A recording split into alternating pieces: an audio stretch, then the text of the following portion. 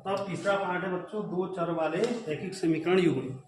इसका 3.1 एक्सरसाइज का पहला सवाल है कि कक्षा 10 में 10 विद्यार्थियों ने गणित की पहली प्रतियोगिता में भाग लिया। यदि लड़कियों की संख्या लड़कों से कितनी अधिक है? 4 अधिक है, तो प्रतियोगिता में भाग लेने वाले लड़कों और लड़कियों की संख्या तुमने अलग अलग बतानी है कितने थे।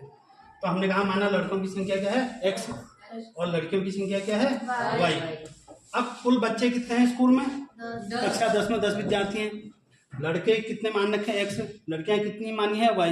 जब लड़के और लड़कियों को जोड़ दोगे तो कितना होगा 10, क्योंकि कुल बच्चे 10 ही हैं। तो पहली समीकरण तुमको मिल जाएगी x प्लस y बराबर 10। ये समीकरण 1 होगा। यही पहली समीकरण कैसे बनी? लड़कों की संख्या x मानी है, लड़कियों की संख्या क्या मानी है y। अब कह रहे कक्षा 10 में 10 विद्यार्थी हैं, यानी लड़के और लड़कियों को जोड़ोगे तो कुल विद्यार्थी निकल जाएंगे।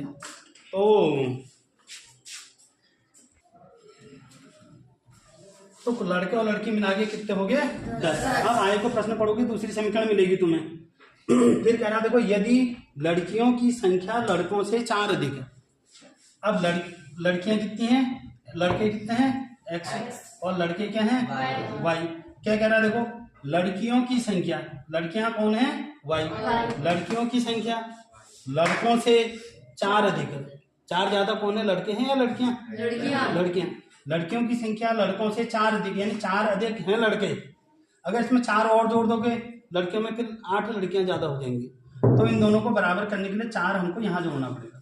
ये आया तुम्हारे समझ में? क्या कह रहा है, लड़कियों की संख्या, ये लड़कियों की संख्या लड़कों की संख्या से कितनी अधिक है 4। तो लड़कियों की संख्या 4 अधिक है, पहले से ही अधिक है।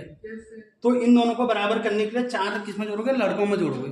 अब दूसरी समीकरण बनेगी, यहाँ से देखो x, ये प्लस 5 इधर आके क्या होगा माइनस y, धन 4 उधर जाके ऋण 4। ये समीकरण 2 हो गया। अब इस समीकरण और इसको हल करेंगे तो यहाँ धन है यहाँ ऋण है। समीकरण 1 और में से 2 को क्या कर देंगे जोड़ने पर, समीकरण 1 धन समीकरण 2। समीकरण 1 और 2 को क्या करोगे जोड़ दोगे। लड़के और लड़कियों की संख्या को जोड़ देंगे। समीकरण 1 और 2 को जोड़ देंगे। समीकरण 1 है तुम्हारा x प्लस y बराबर 10 और समीकरण 2 क्या है x माइनस y बराबर -4। जोड़ देंगे तो ये और ये कट गया, x और x जोड़ के कितना हो जाएगा 2x बराबर, ये जुड़ेंगे घटेंगे, 10 में 4 घट जाएगा, असमान चिन्ह घट जाते हैं। 10 में 4 घटाया कितना आया 6। तो x बराबर क्या होगा 6/2। तो 2 का भागा 6 में दोगे तो कितना आएगा 3 आ जाएगा। x बराबर कितना आएगा 3। x का मान समीकरण 1 या 2 में से किसी में भी रख दोगे। तो x का मान समीकरण 1 में रखने पर, तो x का मान समीकरण 1 में रखने, समीकरण 1 है x की जगह कितना है 3 धन y ऐसे रहेगा बराबर 10। तो y बराबर क्या होगा 10 धन 3 हो जाके -3, तो कितना हो जाएगा 7। अब x कितना आ रहा तुम्हारा 3, x क्या मान रखा हमने लड़के, तो इसलिए लड़कों की संख्या, इसलिए लड़कों की संख्या x मानी थी ना, x बराबर कितने आ रहा 3 और लड़कियों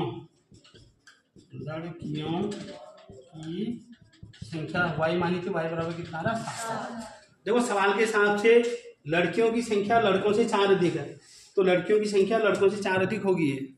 ये 3 है और ये कितने हैं 7, 4 का अंतर है ना 7 और 3 में।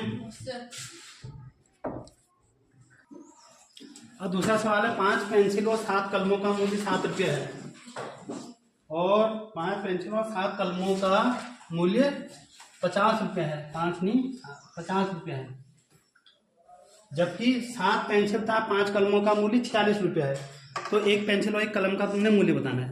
तो हम क्या लेंगे, माना एक पेंसिल का मूल्य, माना एक पेंसिल का मूल्य बराबर x रुपया, और माना एक कलम का मूल्य, कलम का मूल्य बराबर y रुपया। अब वो क्या कह रहा है 5 पेंसिल और 7 कलमों का मूल्य कितना है 50। एक पेंसिल का मूल्य कितना है x, तो 5 पेंसिल का मूल्य कितना हो जाएगा 5x होगा नहीं 5x।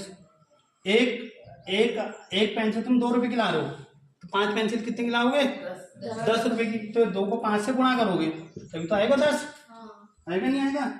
तो ऐसी एक पेंसिल का मूल्य हमने x माना है, एक कलम का मूल्य हमने y माना है। तो अब पहली समीकरण हम बनाएंगे 5 पेंसिल और 7 कलमों का मूल्य 50 रुपये है। तो 5 पेंसिल का मूल्य हो जाएगा 5x धन 7 कलमों का मूल्य कितना है?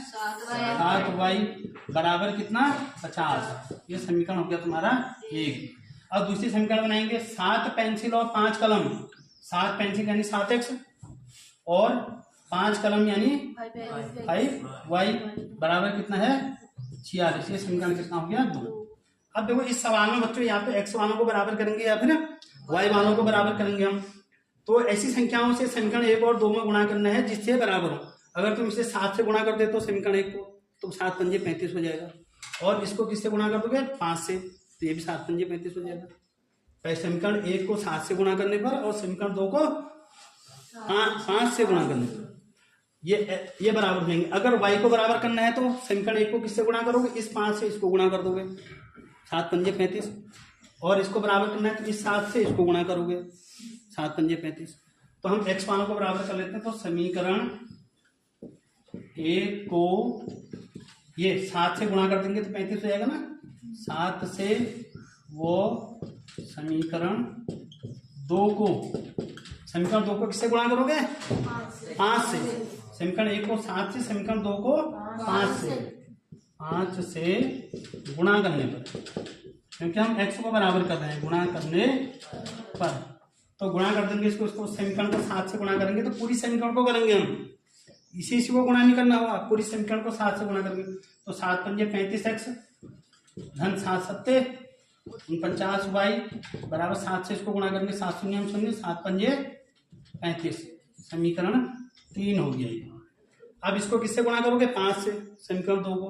तो 7 पंजे 35x धन 5 से गुणा कर रहे हैं, 5 पंजे 25y और इसको भी 5 से गुणा कर देंगे तो 5 छक्का 30 और 5 को 20 और 3 23।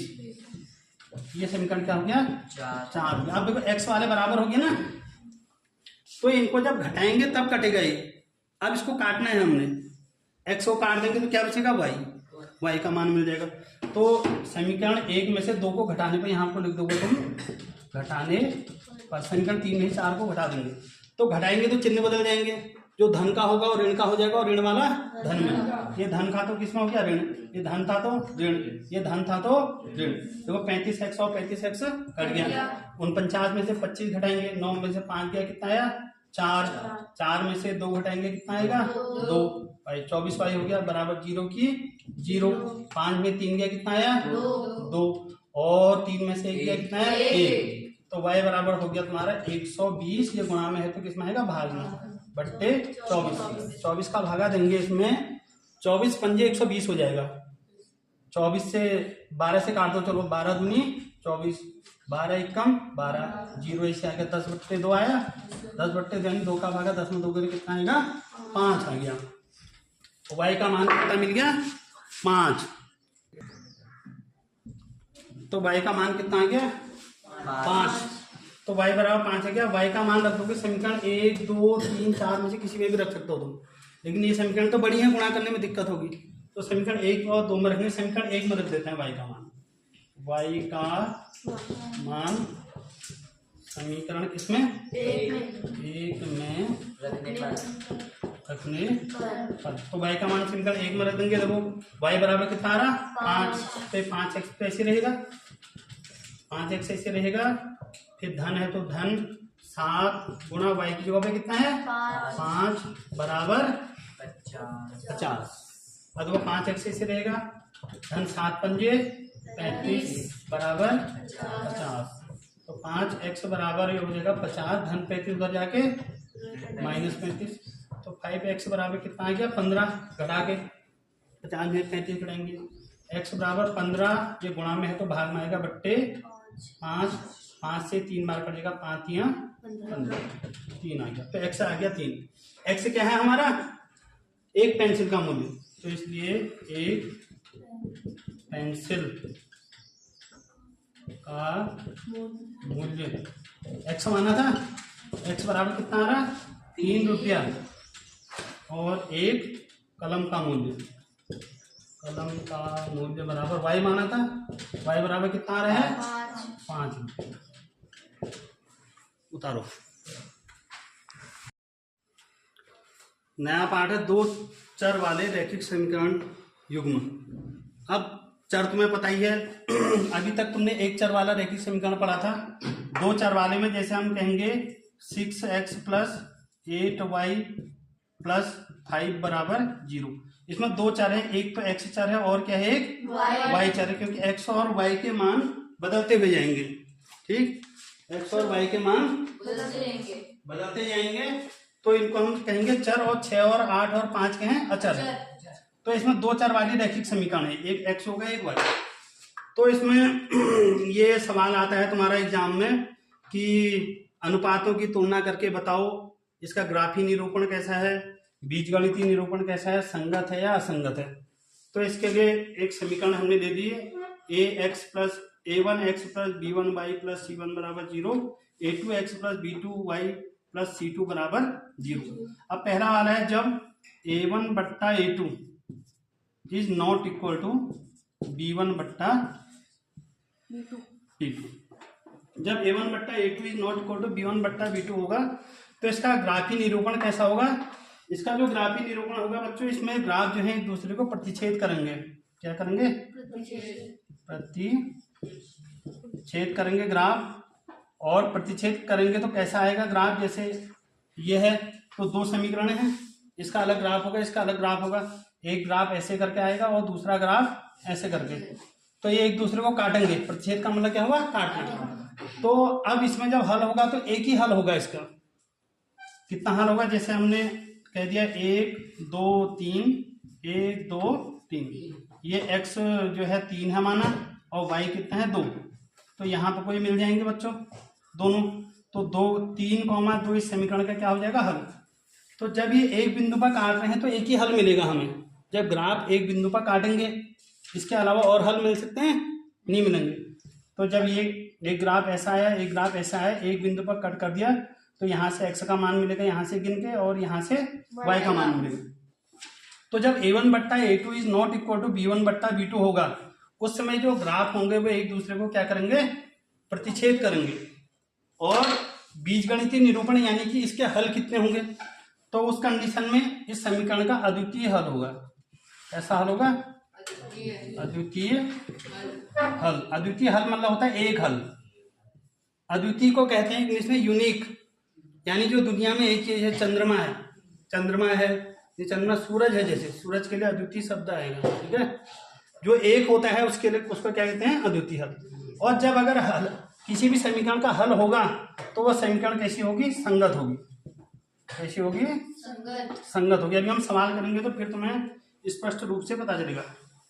पहला आ रहा है, एक कंडीशन तो ये होगी बच्चों, जब ये रैखिक युग्म जो है इनका a1 बट्टा a2 is not equal to b1 बट्टा b2 आएगा, तो ये रेखाएं क्या करेंगी, एक दूसरे को प्रतिच्छेद करेंगी और अद्वितीय हल होगा, और क्या होंगी, संगत होंगी।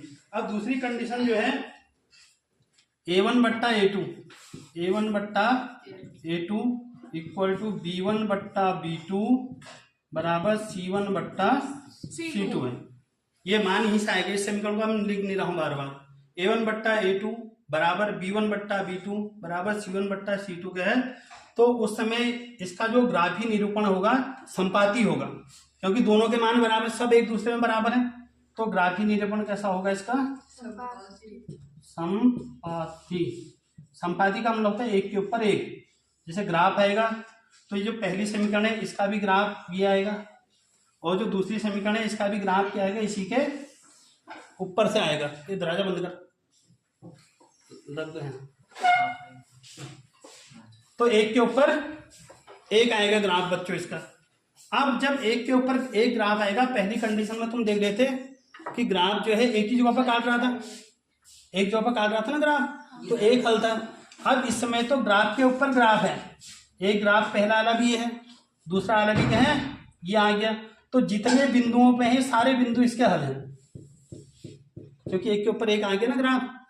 तो ग्राफ एक के ऊपर एक आए, जहां पर तो एक ही बार काट रहा था, तो हमने कहा एक हल होगा। एक हल को हमने क्या कहते हैं, अद्वितीय। जब भी हल होगा तो वह चीज क्या होगी, संगत होगी। अब यहाँ पर तो ग्राफ जब तुम इस समीकरण का ग्राफ बना रहे हो तो एक रेखा आ रही है, दूसरे का बना रहे हो और वही रेखा आ रही है, तो ग्राफ एक के ऊपर एक है, तो इसके अनंत रूप से अनेक हल होंगे, अनंत रूप से, अपरिमित रूप से अनेक हल होंगे इसके, अपरिमित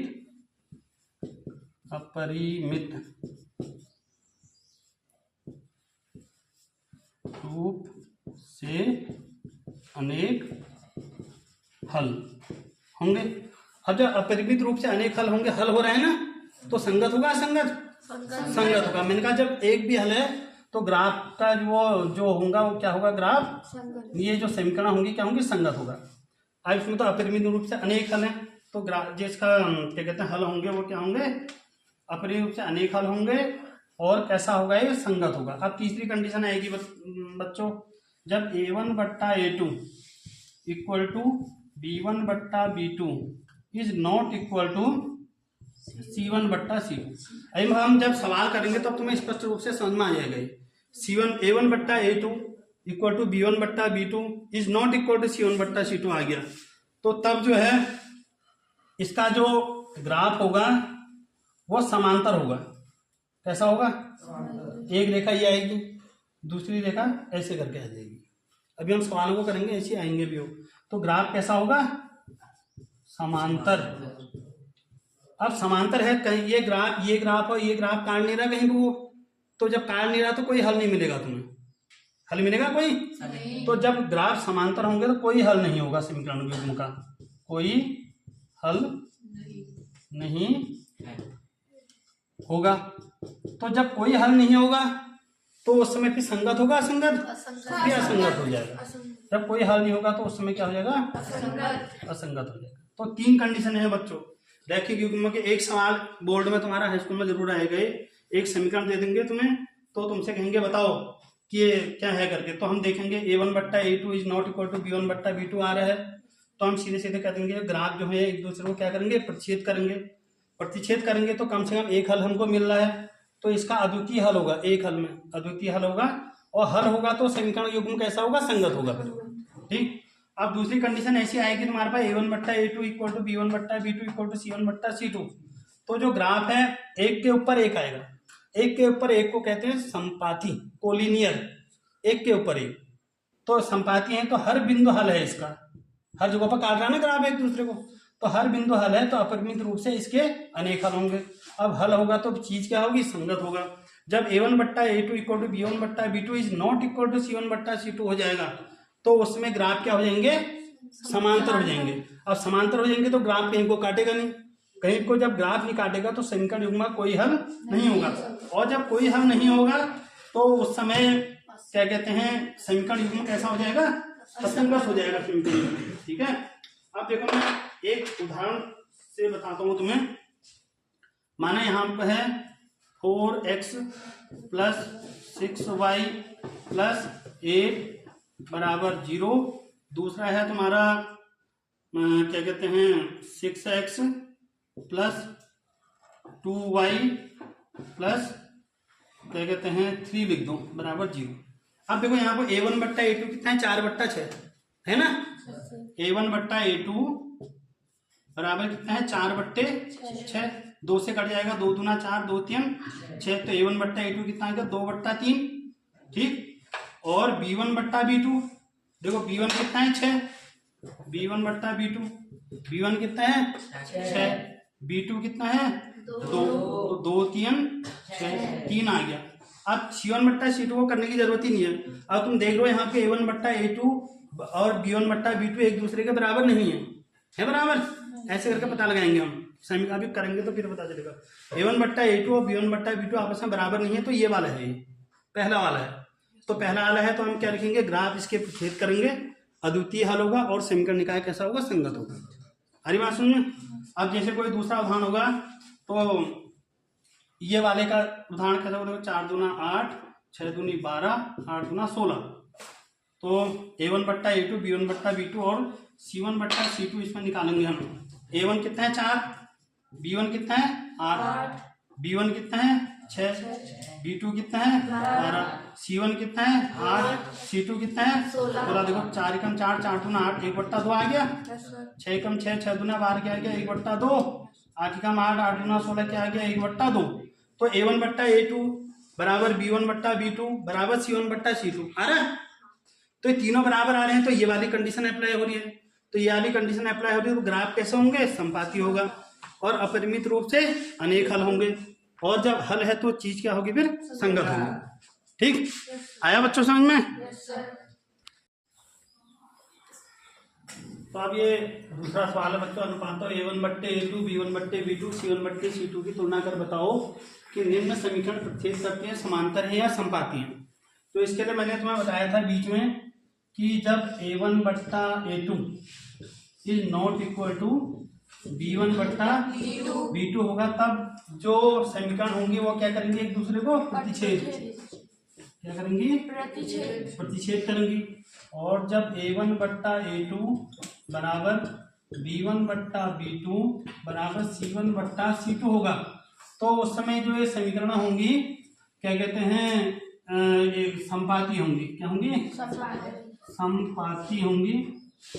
और तीसरी कंडीशन थी कि जब A1/A2 बराबर B1/B2 is not equal to C1/C2, तो उस समय क्या होंगी, ये समांतर। कैसे होंगे, रेखाएं समांतर होंगी। तो जब प्रतिच्छेद करेंगी तो उस समय प्रतिच्छेद में ग्राफ कैसा बनेगा, ऐसा एक दूसरे को काटेगा, तो उसमें कैसा अद्वितीय हल होगा और संगत होगा। संपाती में मैंने बताया था तुमको, जो ग्राफ होते हैं वो एक के ऊपर क्या आते हैं, एक आते हैं। तो एक के ऊपर एक आते हैं तो अनेक हल होते हैं इनके, और ग्राफ कैसा होगा, संपाती।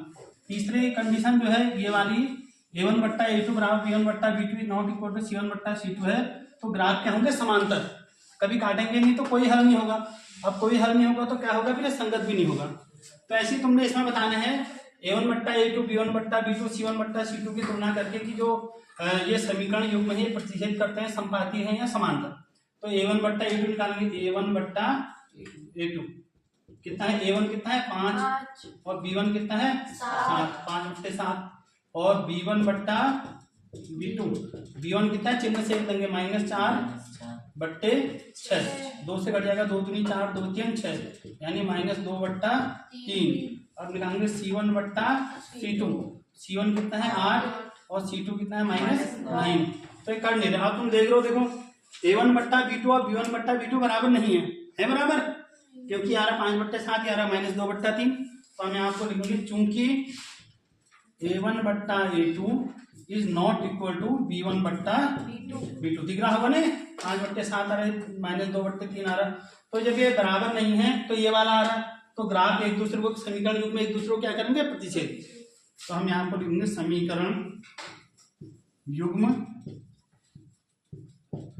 एक दूसरे को क्या करेंगे, प्रतिच्छेद करेंगे।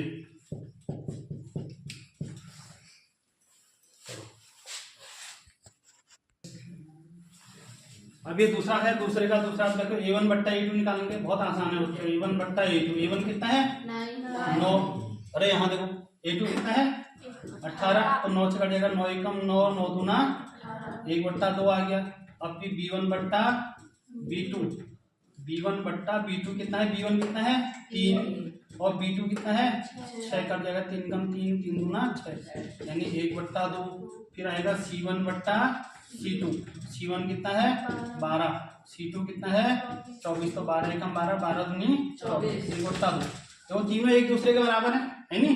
A1/A2 बराबर B1/B2 बराबर C1/C2। तो इसके जो समीकरण युग्म है क्या होंगे, संपाती। तो हम लिखेंगे समीकरण युग्म कैसे होंगे, संपाती होंगे। संपाती होंगे यानी कि जो ग्राफ है समीकरण युग्म एक के ऊपर एक आएगा। अगर तुमसे पूछेगा कि कितने हल होंगे, अनंत हल होंगे इसके, क्योंकि हर बिंदु इसका हल है। और संगत होगा, असंगत, संगत होगा, क्योंकि हल है तो भी क्या होगा, संगत होगा। तो समीकरण युग्म संपाती होंगे इसके। अब तीसरा सवाल है, तो A1/A2 निकालेंगे। A1/A2 कितना होगा 6/2 यानी 2 एकम 2 2 3 6 3/1 यानी 3 हो गया। फिर निकालेंगे क्या B1/B2 कितना है -3/-1 चिन्ह से लोगे तो माइनस से माइनस कट गया 1 का भागा 3 में 3 मार गया। फिर आएगा C1/C2 C1 कितना है 10 और यह है 9 ये करते नहीं आपस में। अब देखो A1/A2 और B1/B2 एक दूसरे के हैं बराबर तो हम लिखेंगे A1/A2 बराबर B1/B2। A1/A2 भी 3 आ रहा B1/B2 भी कितना आ रहा 3 आ रहा तो ये दोनों बराबर लेकिन C1/C2 3 नहीं आ रहा है तो ये बराबर नहीं है नॉट इक्वल टू C1/C2। तो ये तीसरी वाली कंडीशन आ गई A1/A2 बराबर B1/B2 is not equal to C1/C2। तो समीकरण युग्म क्या होंगे समीकरण युग्म क्या होंगे बच्चों समांतर होंगे। इस समय समीकरण युग्म समांतर होंगे। अब ये अगर ग्राफ बनाना है तो कैसा होगा एक दिया आएगा एक ही आएगा एक दूसरे को काट नहीं रहे हैं काट रहे हैं जब कोई काट नहीं रहे हैं तो कोई हल भी नहीं होगा इसका।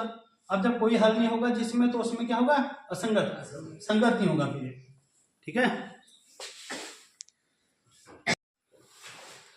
अब देखो अगला सवाल है बच्चों तीसरा सवाल अनुपात A1/A2 B1 इसकी तुलना कर बताओ कि संगत है या असंगत। अब मैंने तुमसे कहा है कि जब हल होगा तो तब क्या होंगे संगत होंगे और जब हल नहीं होगा तो क्या होंगे असंगत होंगे। तो ये पहले वाले में तो एक हल होता है अद्वितीय हल होता है इसका इस वाले में अनेक हल होते हैं तो ये दोनों संगत होते हैं और जब ऐसी कंडीशन आएगी तो तब क्या होगा असंगत। इसमें ग्राफ प्रतिच्छेद करेंगे तो एक हल मिलेगा तो ये संगत होगा। इसमें अनेकों हल है तो कैसा होगा ये भी संगत होगा और इसमें ये समांतर है तो ये भी क्या होगा ये हो जाएगा असंगत क्योंकि इसमें कोई हल नहीं मिलेगा। अब ये बराबर के बाद है तो ये 5 और 7 पहले इनको बराबर से क्या लाएंगे पहले लाएंगे हम तो लिखेंगे यहाँ पर देखो 3x + 2y धन 5 इधर आएगा तो क्या होगा ऋण 5 और 2x - 3y ये धन 7 है बराबर के इधर आएगा तो क्या आएगा ऋण 7 दोनों के बराबर क्या होगा 0। तो A1/A2 बराबर क्या होगा 3/2 B1/B2 B1 कितना है 2 और B2 कितना है -3 चिन्ह से लिखोगे। उसके बाद आएगा C1/C2 C1 कितना है -5 और C2 कितना है -7 इससे ही कट गया तो क्या आ गया 5/7 आ गया। अब तुम देख लो बच्चों A1/A2 और B1/B2 बराबर हैं नहीं है बराबर तो हम यहाँ को लिख देंगे A1/A2 is not equal to B1/B2। तो आप बताओ कैसा हल होगा हल तो होगा अद्वितीय एक हल होगा इसका और ग्राफ क्या करेंगे एक दूसरे को प्रतिच्छेद करेंगे ग्राफ एक दूसरे को प्रतिच्छेद करेंगे। इसका हल पूछेगा तो हल कैसा हो जाएगा अद्वितीय हल। अद्वितीय का मतलब एक हल क्योंकि मैंने तुम्हें बताया था एक हल निकलेगा यहाँ से ना एक ही पॉइंट पर कट कर रहे हैं और जब एक भी हल होगा तो कैसा होगा फिर ये संगत। आई बात समझ में असंगत सिर्फ एक ही में किसमें इसमें जब ये समांतर होंगी ना रेखाएं जब रेखाएं समांतर होंगी तभी असंगत आएगा तो बाकी समय क्या आएगा संगत आएगा।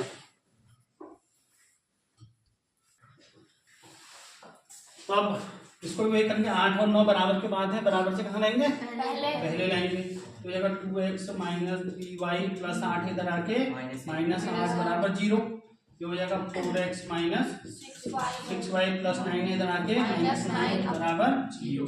फिर वही बच्चों A1/A2 निकालेंगे कितना है 2/4 A1 ये है A2 ये है 2 एकम 2 2 दूना 4 1/2 हो गया। फिर निकालेंगे B1/B2 कितना है -3/-6 ये B1 ये माइनस से माइनस कट गया 3 कम 3 3 दूना 6 1/2 आ रहा है क्लास समझ में आ रहा।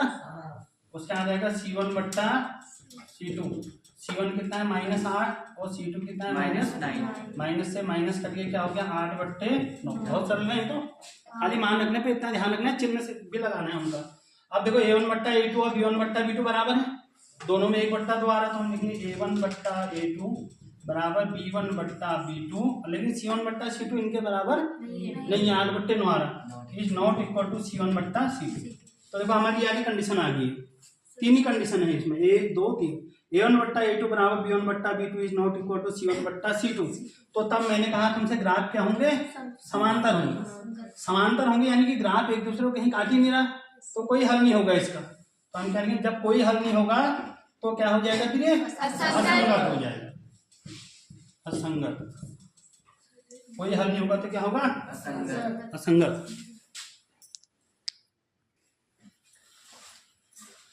अब ये है बच्चों अगला सवाल है 7 और 14 को फिर कहाँ लाएंगे, इधर लाएंगे। तो क्या हो जाएगा 3x बट्टे 2 प्लस 5y बट्टे 3 माइनस 7 बराबर 0। उसके आगे क्या हो जाएगा 9x माइनस 10y धन 14 इधर आके माइनस 14 बराबर 0। अब वही A1 बट्टा A2 निकालेंगे, A1 बट्टा A2। A1 क्या है 3 बट्टे 2, A1 क्या है 3 बट्टे 2 और ये क्या है 9।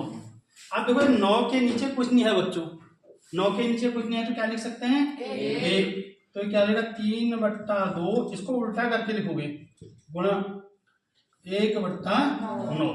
तो 3 से कट जाएगा, तो 3 ही कम 3, 3 किया 9, ऊपर क्या बचा 1 ही कम 1 बट्टे 3 गुना 6। आया समझ में। अब देखो B1 बट्टा B2 निकालेंगे हम, B1 बट्टा B2। B1 कितना है, ये कितना है B1 5/3 और B2 कितना है -10। तो 10 के नीचे कुछ नहीं है तो क्या लिख सकते हैं 1 लिख सकते हैं हम। तो हो जाएगा तुम्हारा 5/3 गुणा इसको उल्टा करके -1 बट्टा 10।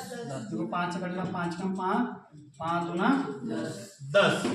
तो ये हो जाएगा तुम्हारा -1 बट्टा 3 गुना 6। -1 और 1 को गुणा करेंगे 1 ही आएगा, ऋण का चिन्ह है तो ऋण 3 गुना 6।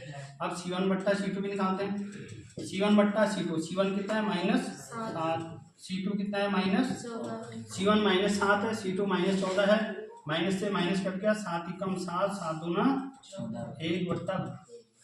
तो A1 बट्टा A2 is not equal to क्या हो गया, A1 बट्टा A2 is not equal to B1 बट्टा B2 is not equal to C1 बट्टा C2। अब ये जब A1 बट्टा A2 is not equal to B1 बट्टा B2 है तो ये है कौन सा, पहला वाला। तो पहला वाले में अगर ऐसा है तो ग्राफ क्या करते हैं, प्रतिच्छेद करते हैं, और ग्राफ प्रतिच्छेद करेंगे। इसका हल पूछेगा तो अद्वितीय हल होगा। अद्वितीय हल यानी कि एक हल, देखो एक ही हल मिलेगा यहाँ से। और क्या कहते हैं, संगत होगा, असंगत, संगत होगा, क्योंकि जब एक ही हल होगा तो मैंने क्या कहा, ये समीकरण युग्म कैसा होगा, संगत होगा। अब ये अगला है बच्चों 11 और 22 को फिर कहाँ लाएंगे, इधर। तो -5x बोलो -3y प्लस 11 इधर आके -11 बराबर 0। अगला क्या होगा बोलो, -10x प्लस 6y माइनस बराबर का माइनस है तो इधर आके प्लस हो जाएगा, प्लस 22 बराबर 0। अब वही A1 बट्टा A2 निकालेंगे, A1 बट्टा A2, A1 इसमें माइनस नहीं है, ये 5 में माइनस नहीं है। तो A1 बट्टा A2 क्या हो जाएगा 5, A1 5, A2 -10। तो 5 का 5 गुना 10 कितना आ गया -1 बट्टा 2। फिर निकालेंगे B1 बट्टा B2 बराबर क्या है -3 B1 और B2 कितना है 6, 3 कम 3, 3 दूना 6 -1/2। फिर आएगा C1 अपॉन C2, C1 कितना है -11, C2 22, 11 कम 11, 11 दूनी 22। तो ये हो जाएगा तुम्हारा ये भी -1/2, तीनों बराबर है।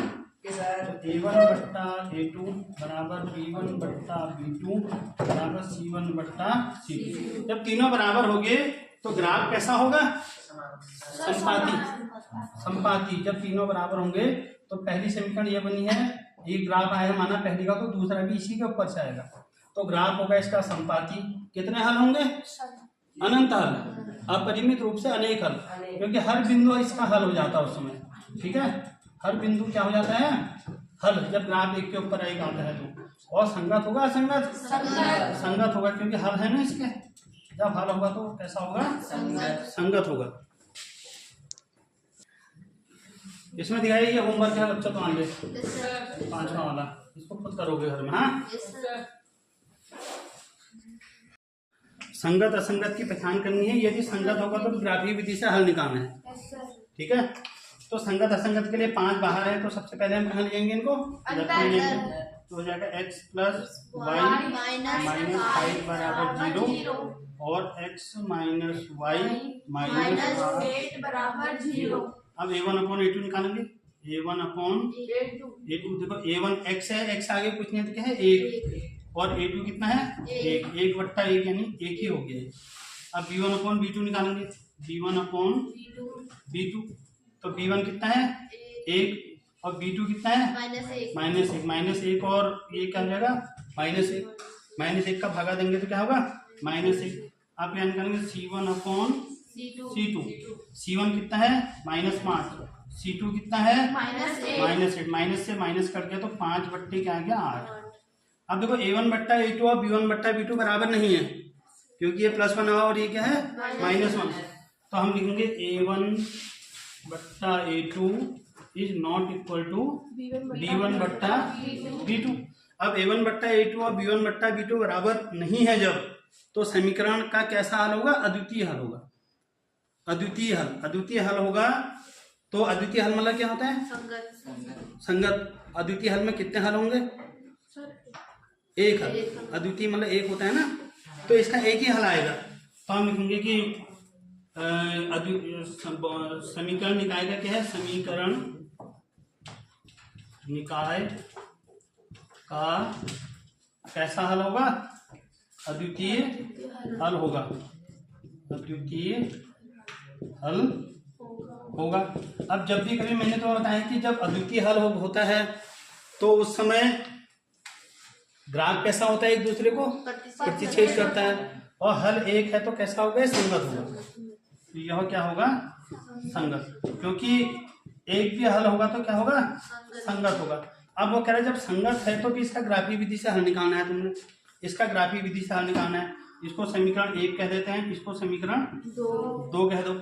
तो ये समीकरण 1 से जो है 1 या 2 से समीकरण 1 से कर लेते हैं। समीकरण 1 से समीकरण 1 क्या है, x प्लस वाई बराबर 5। तो x या तो इधर x वालों को रखोगे या फिर किसको रखोगे, y वालों को। इधर x रखा तो क्या हो जाएगा 5 प्लस वाई, उधर जाके -y। अब इनके मान निकालोगे, y के मानों को तुम निकालते जाओगे, y के मानों को रखते जाओगे तो x के मान मिलते जाएंगे तुम्हें। ये x हो जाएगा और ये y। तो y बराबर पहले 1 रख देते हैं। y बराबर कितना रखा 1, तो x बराबर क्या होगा 5 ऋण 1 होगा, नहीं होगा। y की जगह पे कितना रखेंगे 1, ये रखा ना 1, और तो x बराबर क्या होगा 5 ऋण 1, 5 ऋण 1 कितना हो गया 4। अब y बराबर 2 रख देते हैं, माना 2 रख दिया y बराबर, तो x बराबर क्या हो जाएगा 5 ऋण 2, 1 क्यों आप 2 रख रहे हैं ना, 5 ऋण 2 यानी 5 ऋण 2 कितना हो गया 3 हो गया। अब जो है x बराबर 3 रख देते हैं, ये y बराबर 3, ये y नीचे है ना x ऊपर है, y बराबर 3 रख देते हैं, क्या हो जाएगा 5 ऋण 3 यानी कितना आ गया 2। कम से कम 2 मान निकालना होता है, तुम 3 निकाल लो। ठीक, ये समीकरण 1 से 1 ग्राम मिलेगा हमें। अब ऐसी जो है समीकरण 2 से भी 1 ग्राम मिलेगा। अब समीकरण 2 से समीकरण 2 ये है, देखो x ऋण y बराबर 8, तो x बराबर करेगा 8 ऋण y, उधर जाके धन y। अब इससे भी बच्चों 3 मान निकलेंगे हमारे। मान निकलने को अनंत निकालेंगे हम, लेकिन कम से कम 3 x और y। अब y की जगह पर मान रखोगे। अब देखो वहां तो आएगा ग्राफ पेपर, y की जगह पर तुमने माइनस, प्लस में भी रख सकते हो माइनस में भी, जैसे हमने y बराबर 1 2 3 रखा, y बराबर में -1 -2 -3 भी रख सकते हैं। अब जब वहां पर तुमको ग्राफ की ये सीट मिलेगी बच्चों, तो इसमें ऐसे करके बना होता है ना ग्राफ, ऐसे करके ग्राफ बना होता है। तो तुमने इतने बड़े अंक भी नहीं निकालने हैं कि वो आए नहीं। यहाँ पे 1 लिखोगे, जैसे यहाँ पर 2 लिखोगे, ऐसे 7-8 तक इधर लिख सकते हो, 7-8 तक इधर लिख सकते हो तुम। तो ज्यादा बड़े मानों को निकालोगे तो ग्राफ से बाहर हो जाएगा फिर। हरी बात सुनो, तो मान जो है हमने छोटे निकालने हैं। अधिकतम 8 भी ज्यादा है, तो 8 को कम करना चाहता हूं मैं। y बराबर कितना लिख देता हूँ -1, y बराबर कितना, जब अगर धन 1 रखोगे तो x बराबर कितना आएगा 8 धन 1 9, बड़ा हो जा रहा है ना फिर। छोटे मान निकालने ताकि वो ग्राफ में आ जाए, ग्राफ के पन्ने में आ जाए वो, इसलिए छोटे मान निकालने। अब y बराबर जब ऋण 1 रखेंगे तो क्या होगा 8 माइनस 1, 8 माइनस 1 कितना हो गया 7। उसके बाद y बराबर कितना हो गया -2 रखो, y बराबर -2 रखा तो क्या होगा 8 ऋण 2, 8 ऋण 2 कितना हो गया 6, वो मान कम होते जा रहे हैं ना। अब y बराबर फिर -3 रख दो, y -3 रख दो कितना होगा 8 ऋण 3 यानी कितना 5। ये इतना आया तो समझ में नहीं आ रहा? ठीक। अब ये जो ये मान निकले हैं इन मानों से हम ग्राफ बनाएंगे। अब इन मानों से क्या बनाएंगे? ग्राफ ही निरूपण करना है इसका।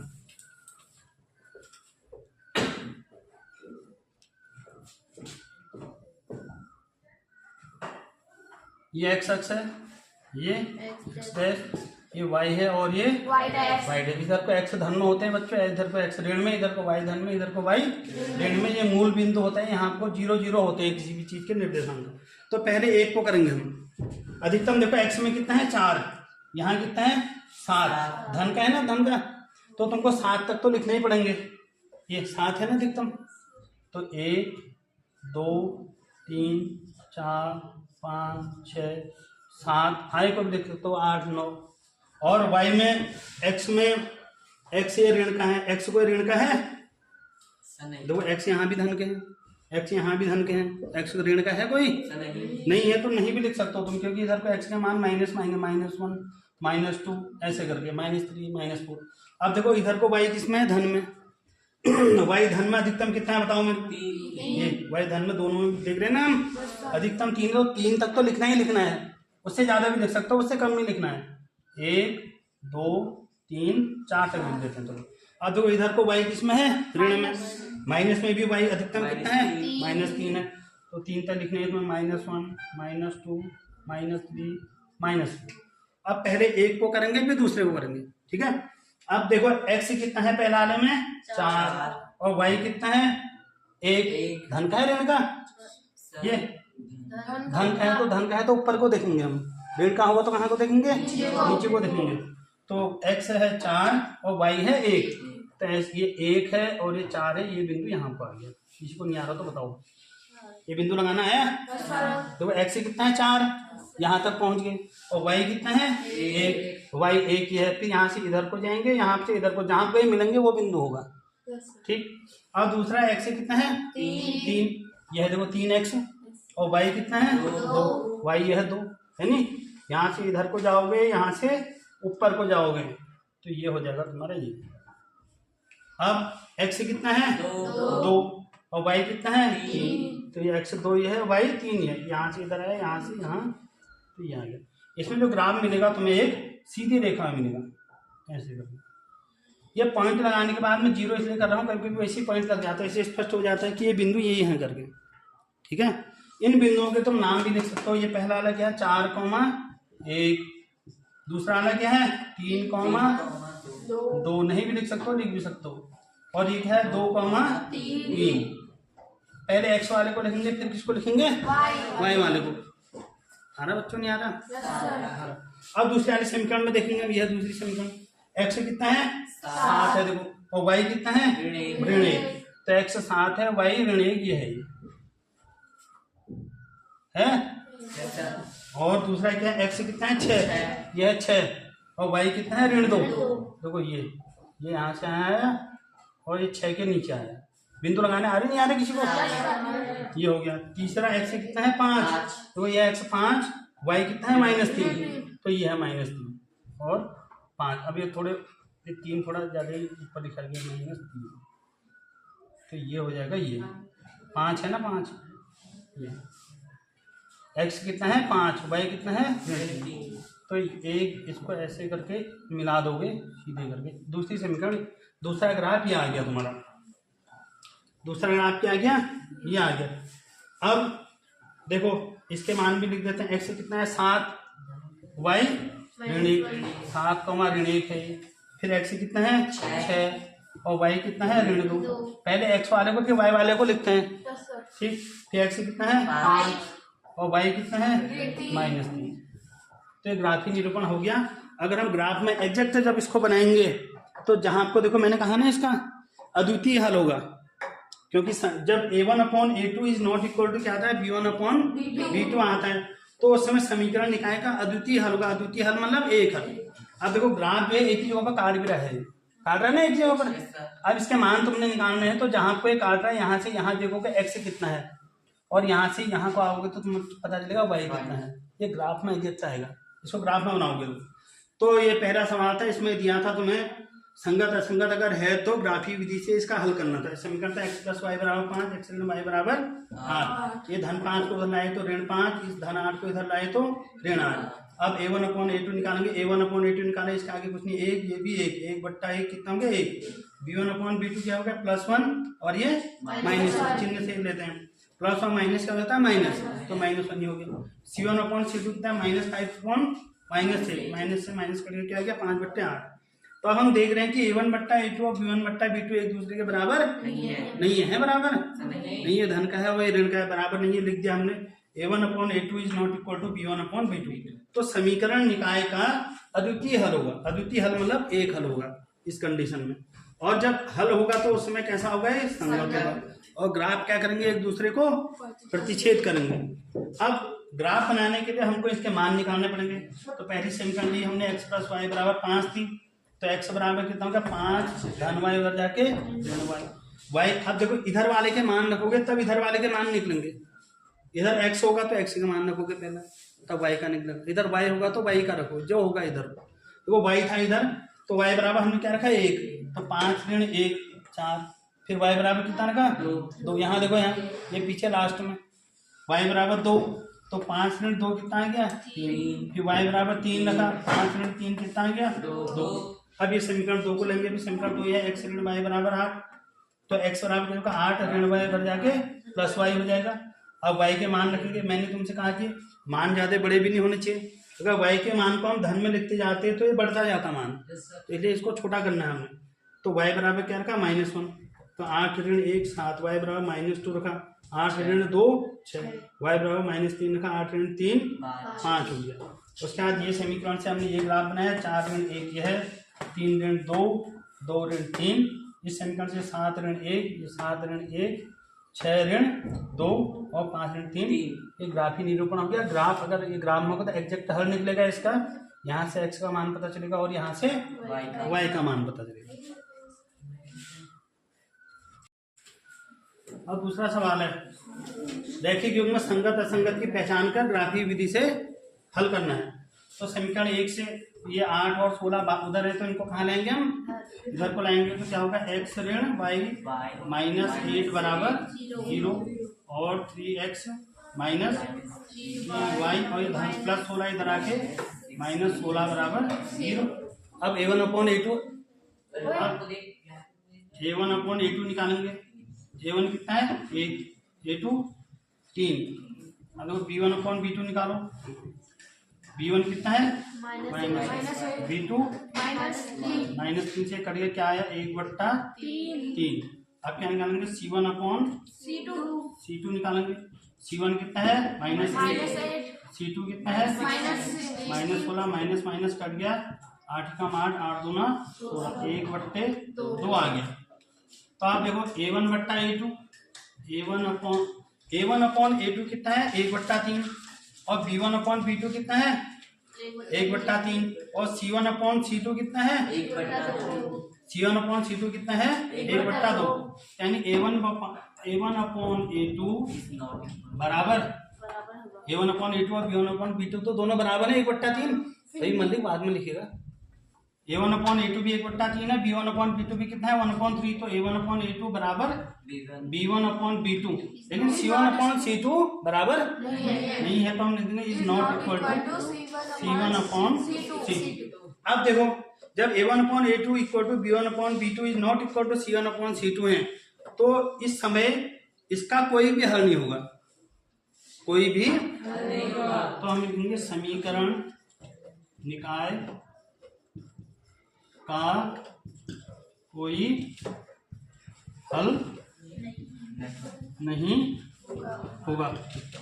अब कोई हल नहीं होगा तो अगर माना ये ग्राफ हम अब बनाएंगे बच्चों, ग्राफ बनाएंगे तो कैसे आएंगे? समांतर।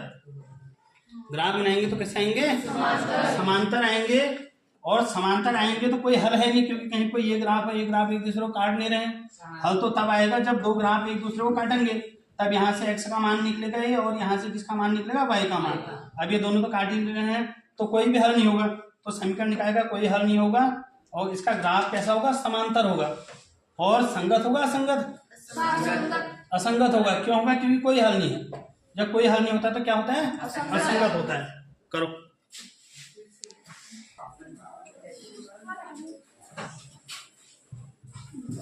अभी है बच्चों A1/A2 निकालेंगे। A1/A2 कितना होगा बताओ? 2/4, यानी 2 × 2 2 दूना, यानी 1/2। निकालेंगे B1/B2। B1 कितना है? 1। और B2 -2। अब C1/C2 निकालेंगे। C1 कितना है? -6। और C2 कितना है? -4। माइनस से माइनस कट गया, 2 दूना 4, 2 3, यानी कितना आ गया? 3/2। अब इसमें देख रहे हैं A1/A2 is not equal to क्या है? B1/B2। तो कैसा हल होगा इसका? A1/A2 1/2 है, B1/B2 माइनस में है, तो A1/A2 is not equal to B1/B2, क्योंकि ये 1/2 है। एक मिनट, ये -1/2 है, तो A1/A2 is not equal to क्या हो जाएगा? B1/B2 हो जाएगा। तो इस समय समीकरण निकाल के कैसा हल होगा? अद्वितीय हल। तो समीकरण निकाल का ऐसा हल होगा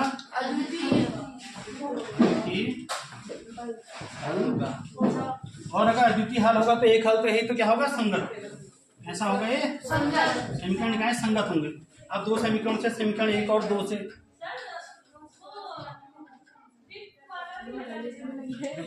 समीकरण 1 से, समीकरण 1 क्या है बच्चों? 2x + y - 6 = 0। तो यहाँ तुमने एक ही बचाना है। अब इसे जो सरल जैसा लगेगा उसको बचाएंगे। जब y है तो y को बचाएंगे हम। y बराबर ये +2x उधर जाके क्या हो जाएगा? -2x, और -6 उधर जाके +6 हो जाएगा। +2x उधर जाके -2x, और +6 से क्या हो जाएगा? -6 बराबर के बाद जाएगा तो क्या हो जाएगा? +6 हो जाएगा। ये x है और ये y। अब यहाँ किसके मान रखोगे? x के मानों को रखोगे तुम। x बराबर माना कितना रख दिया तुमने? 1। तो x बराबर 1 रखा, तो y बराबर क्या हो जाएगा बताओ? y बराबर -2 × 1 + 6। तो -2 और 1 क्या हो गया? -2 + 6, यानी कि कितना? 4। तो जब तुमने x बराबर 1 रखा तो y बराबर कितना आ गया? 4 आ गया। अब x बराबर कितना रखोगे? 2। तो x बराबर 2 रखेंगे हम, तो y बराबर कितना हो जाएगा? -2 × x की पावर 2 धन 6। तो ये कितना होगा? 2 दूना 4, -4 धन 6, यानी कितना हो गया? +2। जब x बराबर 2 रखा तुमने तो y बराबर कितना आ गया? +2 आ गया। अब दो ही मान निकालो, चलो 2 से भी हमारा बन जाएगा।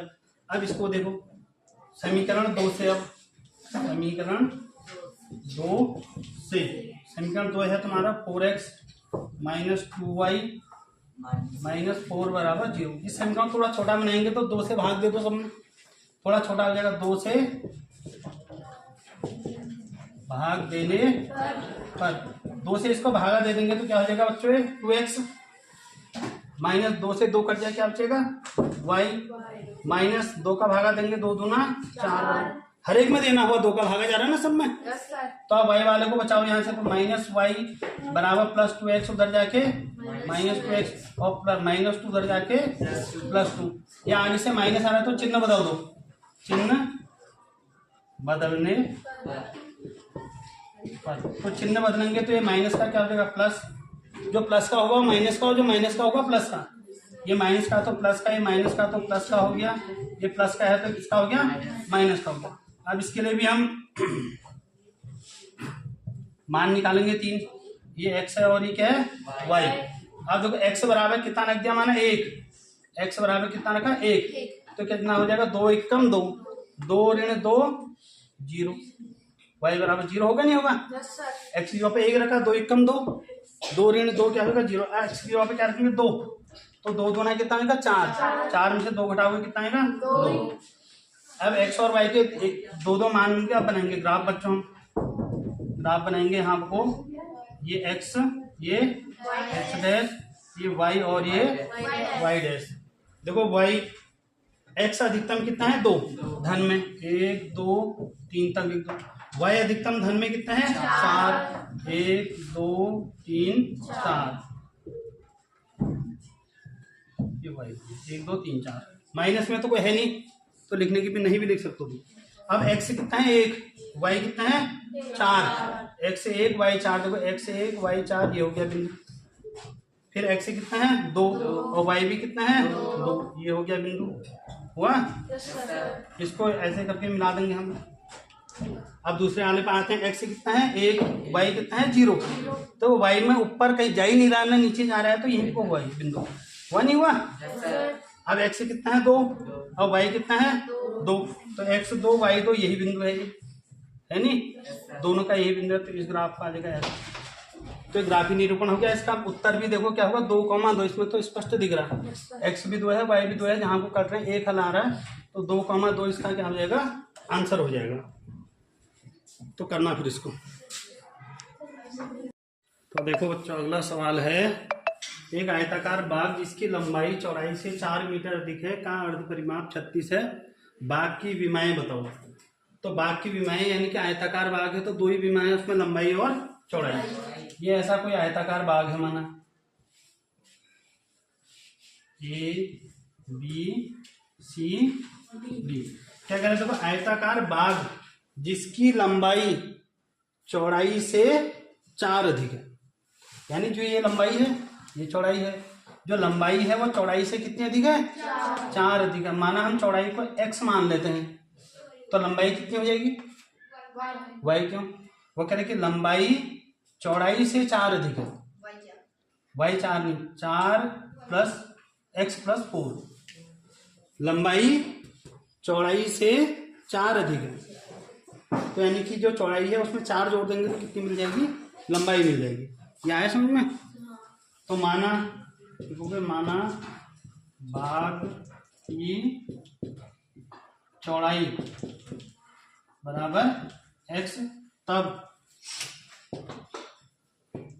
बाग की लंबाई क्या हो जाएगी x प्लस 4। वो कह रहे कि आयताकार बाग की लंबाई चौड़ाई से 4 अधिक है। अब देखो हम इसको 4x से नहीं लिखेंगे, 4x क्यों लिखेंगे, अगर वो कहता है कि लंबाई चौड़ाई से 4 गुना अधिक है तो तब 4x आता है, 4 गुना नहीं गुणा करो कहता हूँ। अब वो कह रहा है कि जो लंबाई है वो चौड़ाई से कितनी है 4 अधिक है, तो यानी चौड़ाई में 4 जोड़ोगे तो कितनी हो जाएगी लंबाई हो जाएगी। ठीक, अब आगे को पढ़ते हैं। देखो आयताकार बाग जिसकी लंबाई चौड़ाई से 4 मीटर अधिक है का अर्ध परिमाप 36 है। अब परिमाप मैंने तुम्हें बताया था कि जो परिमाप होता है वो सभी भुजाओं का क्या होता है योग। अब आयत है तो इसका परिमाप क्या हो जाएगा, चारों भुजाओं का योग हो जाएगा।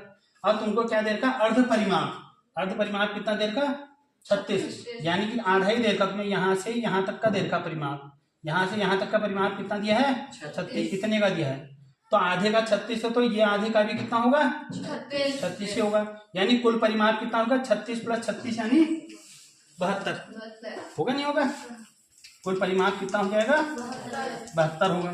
तो तुमको दे रखा देखो अर्ध परिमाप दे रखा, अर्ध परिमाप कितना दिया है 36, तो परिमाप कितना हो जाएगा 72। परिमाप 72 क्यों होगा, क्योंकि आधा 36 है, आधा फिर 36 है, यानी 36 धन 36। अब जो ये बाग की बात हो रही, कैसा बाग है, आयताकार बाग है। आयत का परिमाप का सूत्र क्या होता है, लंबाई गुणा चौड़ाई तो क्षेत्रफल होता है।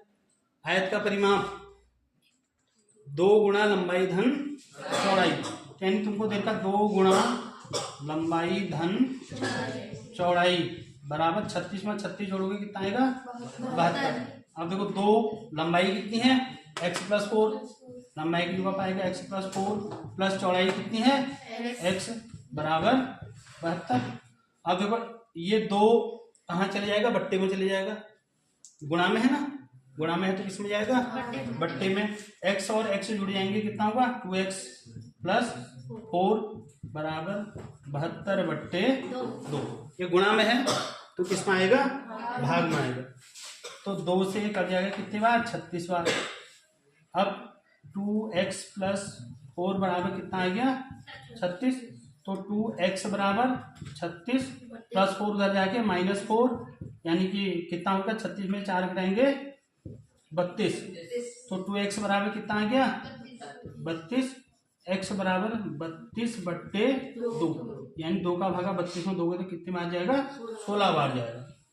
तो इसलिए बाघ की चौड़ाई, इसलिए बाघ की चौड़ाई क्या मानी थी हमने, x बराबर कितना आ रहा है, 16 मीटर।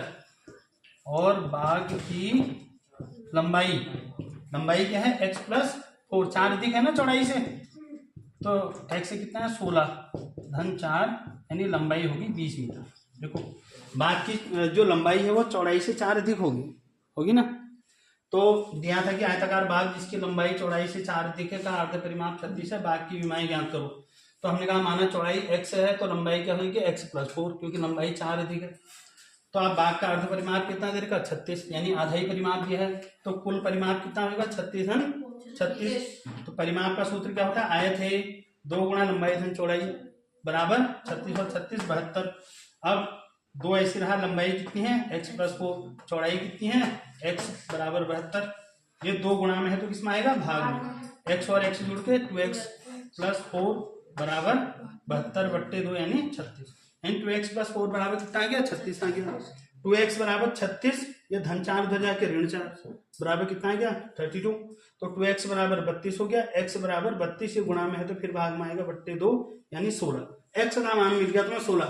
तो x जो था बाघ की चौड़ाई थी वो 16 होगी, और बाघ की लंबाई है तुम्हारी x प्लस 4, यानी x के ऊपर 16 है तो 16 धन 4 बराबर कितना आ गया, 20।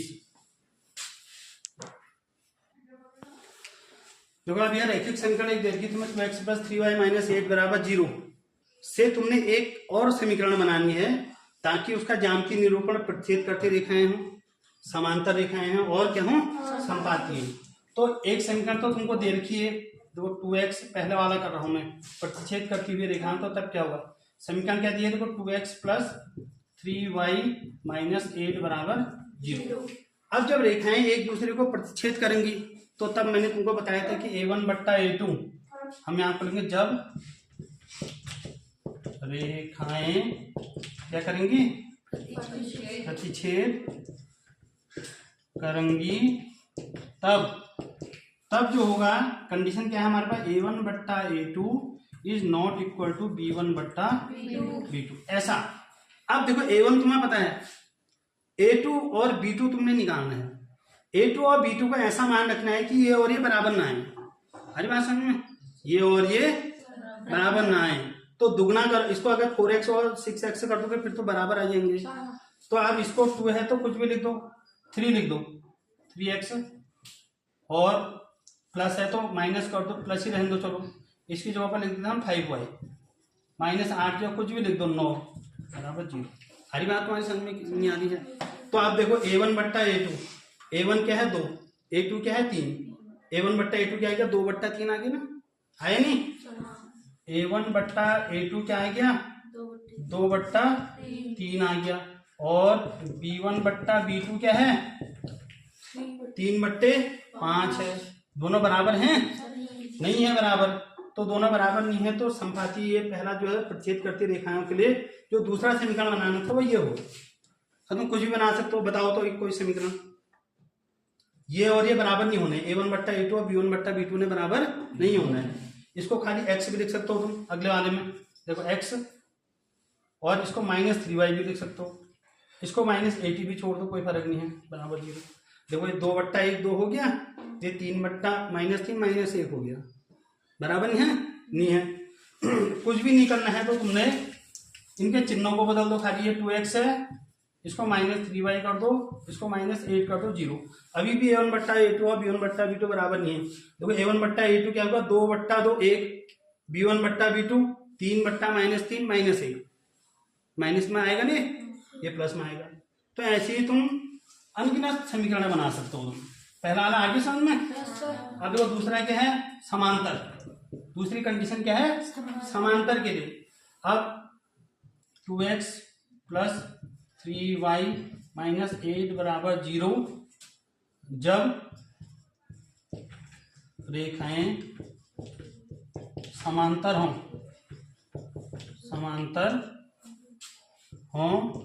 तब समांतर के लिए क्या है प्रतिबंध, A1 बट्टा A2 बराबर B1 बट्टा B2 is not equal to C1 बट्टा C2। ऐसा करना है तुम्हें। A1 बट्टा A2 और B1 बट्टा B2 को क्या करना है, बराबर, और C1 बट्टा C2 को बराबर नहीं करना है। अब देखो इसका दुगना कर देते हैं हम तो बराबर हो जाएंगे। 2 का दुगना 4x प्लस 3 का दुगना 6y और ऋण इसका दुगना करोगे फिर ये भी C1 बट्टा C2 भी बराबर हो जाएगा। ये 8 के बदले में कुछ भी लिख दो, 8 को छोड़ करके कोई भी संख्या लिख दो, 16 को छोड़ करके एक ही लिख देता हूँ, ठीक है, बराबर 0। अब देखो यहाँ देखो तुम A1 बट्टा A2 ये है, A1 बट्टा A2 कितना है, A1 बट्टा A2 2 बट्टे 4 यानी 2 एकम 2 2 दूना 1 बट्टा 2 आ गया। और B1 बट्टा B2 ये है 3 बट्टे 6 3 बट्टे 6 यानी 3 कम 3 3 दूना 6 1 बट्टे 2 आ गया। और C1 बट्टे C2 C1 कितना है -8 और C2 कितना है -1। तो -8 बट्टे -1 माइनस से माइनस कट जाएगा, ये क्या बचा 8 ही बचा। अब देखो A1 बट्टा A2 और B1 बट्टा B2 तो बराबर है, लेकिन C1 बट्टा C2 बराबर नहीं है। ये दोनों 1 बट्टे 2 आ गए ना, तो ऐसे कुछ भी कर सकते हो बच्चों। अब तिगुना कर दोगे तब भी हो जाएगा ये, क्योंकि तिगुन का अंतर आ जाएगा। इसको तिगुना कर दोगे क्या हो जाएगा, 2 दूना 4 दूना 6 2 3 6 और ये कितना होगा 3 3 9। यहाँ कुछ भी लिख दो, 1 ही लिख दो, 2 लिख दो, 3 4 5 तुम्हारी इच्छा है। तो फिर ऐसे करके समीकरण इसमें बना सकते हो। तीसरी कंडीशन है संपाती। संपाती वाला यह समीकरण तुम्हारी 2x + 3y - 8 = 0 जब रेखाएं क्या हों, संपाती हों। तब जब रेखाएं संपाती होती हैं तो तब क्या होता है, A1 बट्टा A2 बराबर B1/B2 बराबर C1/C2 होता है। यानी तीनों एक दूसरे क्या होते हैं, बराबर। तो बराबर कहेंगे सब पे दुगने कर दो, चिन्ह भी वही रहने चाहिए, ठीक है। 2 का दुगना 4x 3 का दुगना 6y 8 का दुगना 16 चिन्ह ऋण का ही रहेगा, हाँ बराबर 0। अब देखो A1 बट्टा A2 क्या हो जाएगा, A1/A2 बराबर क्या होगा 2 बट्टे 4 यानी 1 बट्टा 2 एकम 2 2 दूना 4 1 बट्टा 2 ही हो गया। B1/B2 3 बट्टे 6 है, 3 बट्टे 6 यानी 3 कम 3 3 दूना 6 1 बट्टा 2 आ गया। और C1/C2 ये 2 है, हाँ ये -8 बट्टे -16 -8 अपॉन माइनस माइनस कैंसिल 8 कम 8 8 दूना ये भी कितना आ गया 1 बट्टा 2। तो देखो A1 बट्टा A2 B1 बट्टा B2 और C1 बट्टा C2 तीनों बराबर आ गए। तो ये संपाती के लिए जब एक समीकरण दी है तो दूसरी समीकरण तुमने बनानी होगी तो ऐसे करके बनाओगे, ठीक।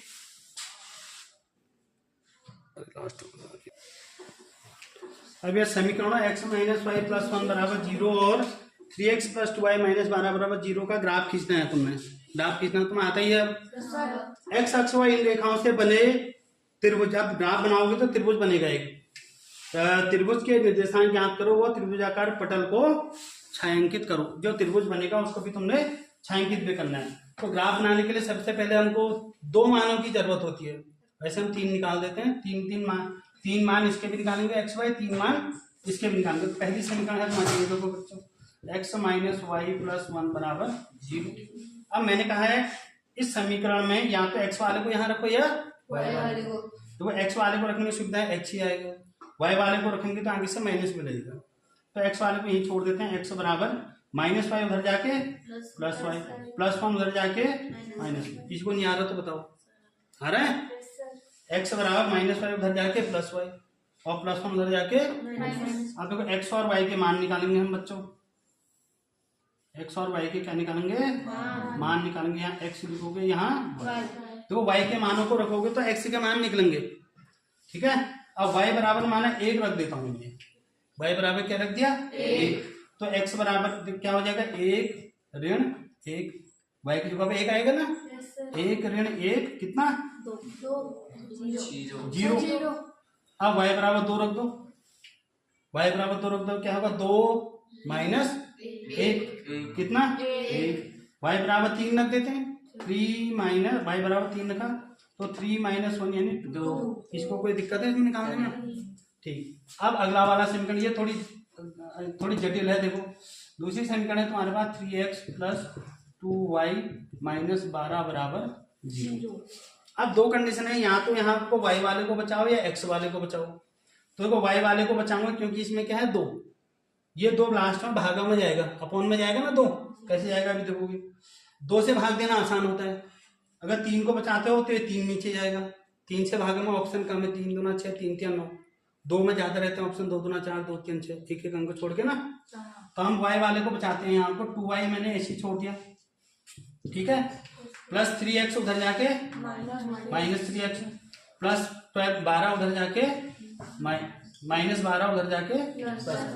वो 2y को ऐसे छोड़ा, माइनस 3x उधर जाके प्लस, ये प्लस 3x उधर जाके माइनस 3x और माइनस 12 उधर जाके प्लस 12। अब ये गुणा में है तो भाग में जाएगा फिर। तो y बराबर क्या हो जाएगा? 3x प्लस 12 बट्टे 2। किसी को नहीं आ रहा तो बताओ। ठीक है। अब x के मान को रखोगे, किसके मान निकलेंगे? y के मान निकलेंगे बच्चों। और मानों में ये कोशिश करनी है कि पॉइंट में मान न निकले तो अच्छा है। वैसे तो ग्राफ में पॉइंट लग जाते हैं फिर भी। अब x के मान, x बराबर हम 0 रख देते हैं। x बराबर 0। इसको तो मैंने सॉल्व नहीं करना, आसान था। इसको कर दो। x बराबर 0 रखा तो y बराबर क्या हो जाएगा बताओ? y बराबर माइनस 3 गुणा x की पे क्या आएगा? 0 प्लस 12 बट्टे 2। तो देखो अब माइनस 3 गुणा 0 से किसी को गुणा करेंगे 0 ही हो गया।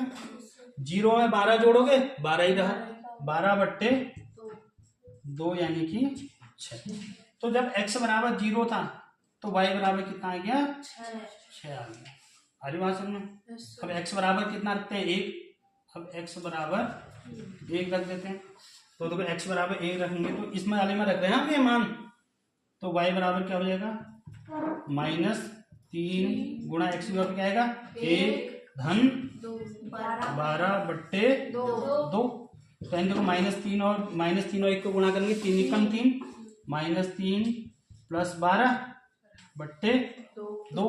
तो माइनस 3 प्लस 12 यानी कितना होगा? 12 में से 3 घट जाएगा, कितना आएगा? 12 में से 3 घट जाएगा तो कितना आएगा? 9। 9 बट्टे 2 यानी 9 बट्टे 2 कितना होगा? 4.5। तो ये तुमने मान जो है 1 नहीं रखना है। बात 4.5 तो मैंने 1 इसलिए रखा है कि ताकि तुम देख सको 4.5 पॉइंट में नहीं निकालना है। तो इसमें मान किस में रखेंगे हम? 2 में।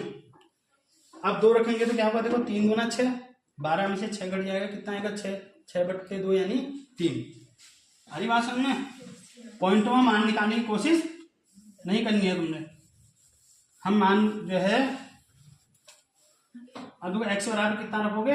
2। तो x की जगह पर 2 रख देंगे तो क्या होगा? देखो माइनस 3 गुणा x की जगह पर 2 आ गया धन 12 बट्टे 2। ये y बराबर आ रहा 3 दूना 6 माइनस 6 प्लस 12 बट्टे 2। 3 दूना 6 माइनस 6 प्लस 12 बट्टे 2 आप कितना मतलब 6 बट्टे 2 यानी कि 3 आ गया। जब x बराबर तुमने कितना रखा? 2। तो y बराबर कितना आ गया? 3 आ गया। अब देखो एक और रखते हैं। x बराबर अब 2, अब 3 नहीं रखोगे। 2 3 रखने में वही कंडीशन आ जाएगी फिर। x जगह 3 हो, 3 क्या 9 हो जाएगा। ये माइनस 9 धन 12 में से 9 घटाओ कितना आएगा? 3 बट्टे 2 यानी 1.5। 3 नहीं रखोगे, क्या रखोगे? 4। 3 रख सकते हो तुम, ऐसा नहीं है। क्या रखोगे? 4। उससे तुम्हें सुविधा होगी। x बराबर 4 रखते हैं हम। तो y बराबर क्या होगा? देखो y बराबर माइनस 3 गुणा x की जगह कितना आएगा? 4 4 प्लस 12 अपॉन 2। ये माइनस का है यहाँ पर। अब 4 3 कितना हो गया 12, माइनस 12 प्लस 12 बट्टे 2, माइनस 12 प्लस 12 क्या होगा 0 बट्टे 2, यानी कितना आया 0। तो जब तुमने x बराबर 4 रखा है यहाँ, तो y बराबर कितना आ रहा 0। अब बनाएंगे हम ग्राफ। क्या बनाएंगे? ग्राफ बनाएंगे। अब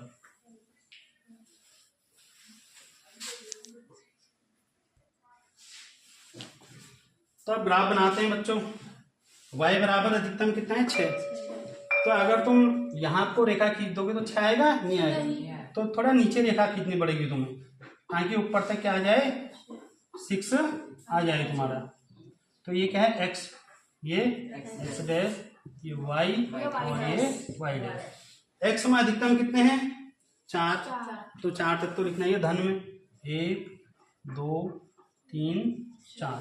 y में अधिकतम और x में माइनस कुछ है नहीं, देखो बच्चों नहीं है ना, नहीं भी लिख सकते हो। अब y में अधिकतम कितने हैं 6, तो 6 तक तो तुमने लिखना ही है 1 2 3 4 5 6, ये y है 6। ठीक, यहाँ तो क्या आएगा -1 -2 -3। अब वो पहला क्या है 0,1, x 0 y 1। तो वो x 0 यहीं पर है, y कितना है 1, तो ये हो गई x मैंने इधर जा रहा है ना, इधर जा रहा है ना, x 0 है, y कितना है 1, ये हो गया पहला पॉइंट। दूसरा क्या 1,2, x कितना है 1 और y कितना है 2, तो 1,2 तुम्हारा ये आ गया। फिर कितना x कितना है 2, y कितना है 3, x है 2 y है 3। ये पॉइंट लगाने तो आ रहे होंगे तुम्हें या नहीं आ रहे हैं?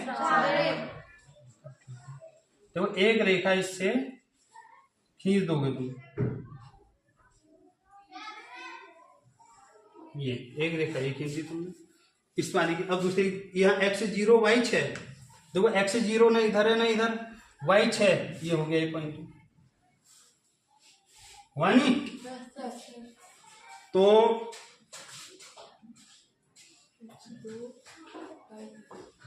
अब क्या x 2 y 3, x है 2 y 3, ये यही वाला है शायद ना पॉइंट 2,3, यही है। x 2 है, y कितना है 3, दोनों पॉइंट एक ही आगे हैं। अब अगला क्या x कितना है 4, y कितना है 0, x 4 ये हो गया, y 0 ना ऊपर है ना नीचे, यहीं पर रहेगा। हरी बात समझ नहीं आ रही बच्चों? इससे इसको भी मिला दोगे, ग्राफ में बनाओगे तो बिल्कुल एग्जैक्ट आएगा। अब देखो एक त्रिभुज बन रहा है, त्रिभुज ये तुमसे कह रहा है कि x अक्ष और इन रेखाओं से बने त्रिभुज के निर्देशांक ज्ञात करो और त्रिभुजाकार पटल को छायांकित करो। अब ये त्रिभुज हो गया तुम्हारा A, ये हो गया B, ये हो गया C। इसके निर्देशांक बताने हैं तुमने त्रिभुज के कितने होंगे। अब देखो इसके निर्देशांक अगर लिखने हैं माना तुमने, कितने होंगे बताओ। x पहले x वाले को लिखते हैं, फिर y वाले को लिखते हैं। तो x कितना है 4, y कितना है 0, ये है ना, ये 4,0, ये यही वाला तो लिख रखा 4,0। ये कितना है बताओ, x कितना है, x इसमें -1, ये x यहाँ पर आ रहा तो x है -1, और y कितना है यहाँ को 0। देखो y अगर होता तो इस रेखा से ऊपर या नीचे होता है, तो y क्या है क्या 0। अब देखो ये वाला देखो x कितना है, ये 2 है ना, 2 x 2 और y कितना है ये 3, तो 2,3। तो त्रिभुजाकार पटल को छायांकित भी करो कराया, तो त्रिभुजाकार पटल को हमने छायांकित भी कर दिया है। और ये त्रिभुज के शीर्षों के निर्देशांक ये हुए। x पहले x वाले को लिखते हैं, फिर y वाले को। x 4 है, y 0 है, ऊपर नीचे कहीं है। अब यहाँ देखो x -1 है, y 0 है, न ऊपर है नीचे। यहाँ x कितना है 2, y कितना है 3। ऐसे और ऐसे जब आते हैं तब मान मिलते हैं। ठीक, तो चैप्टर तुम्हारा 3.1 कंप्लीट हो गया।